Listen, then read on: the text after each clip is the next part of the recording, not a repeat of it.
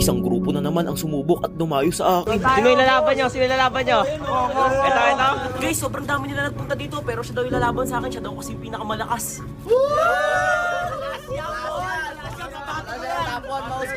Grabe, napakasuportado nila sa kasama nila. Kasi nga siya nga daw yung pinakamalakas sa kanila. Hindi rin naman natin maitatanggi kasi kitang-kita nyo sa galaw niya. Early pa lang talagang binabaog niya na ako. Akala nga nilang lahat mapi-first blood na ako. Nagsigawan pa naman kaagad. Masyadong maaga ang kanilang pagdiriwang. Hindi na nga ako umuwi para naman siya ay lumamang. Yun! Ayun na! Sinitago mo na nga ba? Patay ka anya. Sayang kasi di siya tinamaan ng ulti ko kaya nilapitan ko na lang. Ngayon ako naman ang kanyang tinatakbuhan. Kailangan mapa-low HP ko yung buhay niya bago pa siya tuluyang makatakas. Subalit tinulak niya ako palayo para di ko siya maabutan. Kaya't akin na lang siyang binawasan. Alam kong uuwi siya para magpapuno ng buhay pero malas niya kasi siya ay akin nakita. Hindi na ako nagdalawang isip para pasukin siya sa torre. Subalit siya ay sinuwerte. Kung sa tingin niya ligtas na siya sa mga kamay ko, nagkakamali siya dahil naghihintay lang ako ng tamang tiyempo. Ginaya niya nga yung strategy ko yung hindi uuwi kahit low HP na. Pasensya na sapagkat sa ganyang bagay ako lamang ang nakakagawa. Sa ilang saglit lang, nasa harapan niya na ang bida. Higit mo! Yan, patay din, pre. Doon na nagkasunod-sunod ang kanyang mga kamalasan sa tuwing nagtatagpo kami, yun din ang kanyang katapusan. Halos hindi niya alam kung saan siya dadaan pero ako alam kong isa lang ang kanyang patutunguhan. Ang bawat kanyang pagpapakita o paglabas ay meron yung katumbas. Isang nag-aapoy na sibat na siyang lalagas. Nice one! Nice one, take! Sa puntong ito, sa akin na sila nagna-nice one imbis na sa kanilang kasamahan. Ibang klase na rin kasi ang aking pinapakita na kanilang nasasaksihan. Grabe, tansyadong-tansyado ko na talaga ang ulti ni Moscube kaya ingat-ingat na lang. Basta nasa pool, asahan yung merong mapapas lang. Medyo kalmado pa si Idol dito pero di maiiwasan ang pagkamot sa ulo. Kapag nakalaban nyo kasi ako guys, hindi biro. Papalabas pa lang ng base ang sibat ko ay inyo nang masasalo. Tapos sa ilang hit lang talagang burado. Napabulong na lang siya ng grabe sa lahat ng mga nangyari. Mawala ng pag-asa, pre. Nang marinig niya yung sinabi ng isa niyang kasama na huwag mawawala ng pag-asa, doon na siya nagkaroon ng gana. Tumayo lang ako bilang partida. Tinatayuan ka lang, parang sa'yo, diba? Ulti niya. Sabay padikitin mo sa pader niya. Kasalisi. Nice one! Naligaw ako dun Power off. Wala ako dun Feeling ko guys, napahiya ako doon pero di ko na lang pinahalata. Ang paghihiganti ay sinukli ko na lang sa kanya. Ano ba? Parang ang papel lang. May narinig akong nagsabi na parang papel daw kaya inulit ko. Yun ang naging sanhi ng kanyang pagkatunaw. Ay, kukuhin lang. Ba't yung sibat lang? Ginawa kang Leon. Sunod-sunod na yan guys hanggang dulo. Panoorin nyo. Tata, iwotang ko na. Ano yun siya? Right ko. Dito. Bago dyan?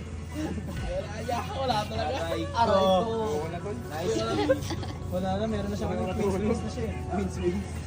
At ayun na nga guys, habang inaantay natin ang aking pagkapanalo, nais kong ipabatid sa inyo na ang score ko na ngayon ay 182 wins, 0 losses. Until now, naghahantay pa rin ako ng makakatalo sa akin. Halina't inyo na akong dayuhin. Wala pa ito. Nice game. Okay, next. Ano lang yun? Grabe, ganito pala yung pakiramdam kapag gustong-gusto mo nang makita yung tao. Gagawin mo ang lahat kahit ginagawa ka ng tanga nito. Nung nakaraan kasi guys, nakipag-meet up siya sa akin tapos ilang oras akong nag-antay, hindi man lang niya ako sinipot. Ang masaklap pa niyan, napahiya pa ako kasi akala ko siya tong dumating na babae nun. Sobrang sama ng loob ko hanggang sa ngayon. Kaya naman, nag-isip agad ako ng paraan para makita ko siya. Feeling ko kasi kay Nana Di Coco, ako'y labis na nangungulila. Buti na lang ilang sandali lang nagkaroon agad ako ng ideya. Sa isip-isip ko, ano kaya kung puntahan ko na siya mismo sa bahay nila? Naisipan ko siyang tawagan pero syempre binuksan ko muna yung ML baka siya ay nagraralo. Nagagalit kasi yun kapag biglang naiistorbo. Pagka-check ko nga naka-offline siya, saktong-sakto. Hindi siya online. Hindi online si Nana Di Coco guys. Yari ka sa akin yun. Tawagan na natin.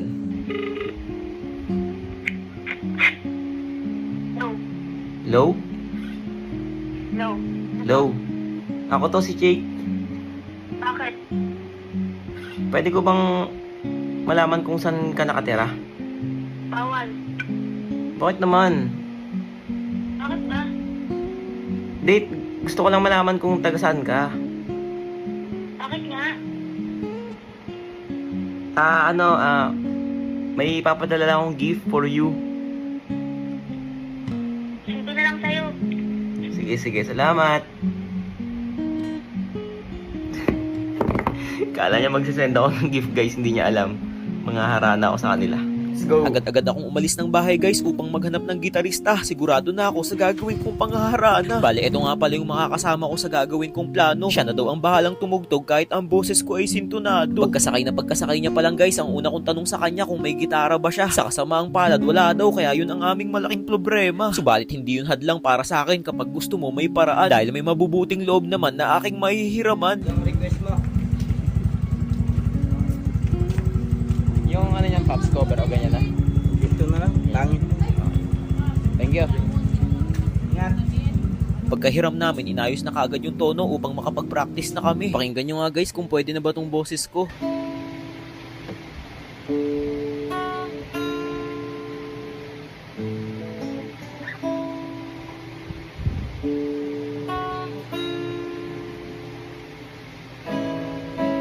Ikaw na ang may sabi na ako'y mahal mo rin. Grabe guys, wala naman akong order. Bakit may food panda dito? Ito ba nakatira si Jake? Ano ba? Ito ba nakatira si Jake? Shake? Ako po yan. Wala po kayo ng order. Hindi, muna na ito 1v1. Ah, 1v1. Pero tapos na kayo mag-deliver. Tapos na. Tara, G. Kinabahan ako guys, kala ko may deliver ako. Wala akong i-deliver Jake, pero atira kita ng talo. Sineryoso ko talaga tong nakalaban kong to guys kasi nga ang ginamit niya Nathan tapos naka-vengeance pa. Alam kong mahihirapan ako dyan mamaya kaya kinawawa ko na kaagad nung una. Di ko napigilang tumawa. Mahilig siyang makipagpalagan kasi hawak niya ang kalamangan. Subalit kahit ganon hindi ko man lang siya naisip na atrasan. Yung mga manonood nga halos magsigawan.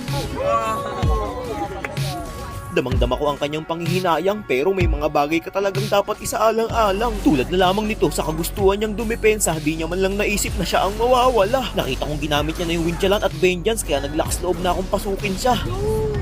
Igat pa ako Seryoso siya makipagralo guys, talagang hindi lang siguro makapag-focus kasi nga ako yung kalaban niya. Ang mahirap pa niyan, bawat bitaw ko ng sibat tumatama. Hindi niya tuloy alam kung saan siya tutungo at pupunta. Sa totoo lang guys, napakahirap talaga kalaban ng Nathan kapag tumaba na. Kaya bawat segundo hindi ko inaaksaya. Hinahanap ko talaga siya saan mang lupalop ng mapa. At kapag siya ay nasa pool na, lulusubin ko nang walang takot at pangamba. Ngunit napakaswerte niya sa puntong ito kasi nga nagawa ko pa siyang patakasin. Pero kung aking gugustuhin, kayang-kaya ko sana siya dong pitasin. Napagtanto ko kasi na hindi sa lahat ng sandali kailangan kong pilitin. May tamang panahon para siya ay lustayin. Syempre ang iniisip niyan umalis na ako pero ang hindi niya alam babalik ako sa kanyang teritoryo. Dahan-dahan ako naglakad papunta sa kanya. Kailangan ko kasing makadikit upang sa ganun ang aking sibat ay kumapit.